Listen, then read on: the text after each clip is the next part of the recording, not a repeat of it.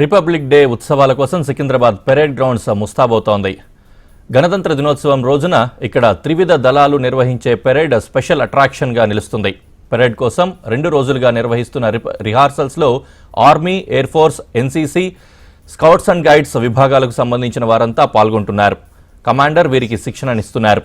ప్రస్తుతం పెరేడ్ గ్రౌండ్స్లో జరుగుతున్న రిహార్సల్స్పై మరింత సమాచారం మా ప్రతినిధి ప్రియాంక అందిస్తారు.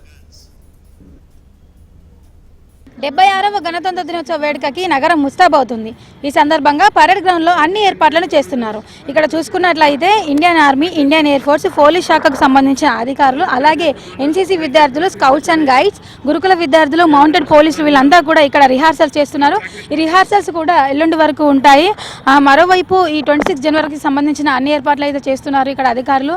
ఇక్కడ చూసుకున్నట్లయితే 26 రోజు ఇక్కడ ట్రాఫిక్ ఆంక్షలు కూడా అమల్లో ఉంటాయి. అధికారులు మరోవైపు ప్రముఖులు కూడా వస్తారు కాబట్టి ఎలాంటి ఇబ్బందులు తలెత్తకుండా ఉండడానికి భారీ ఎత్తున పోలీస్ బందోబస్తుతో పాటు బాంబ్ స్క్వాడ్ తనిఖీలు కూడా ఉంటాయి.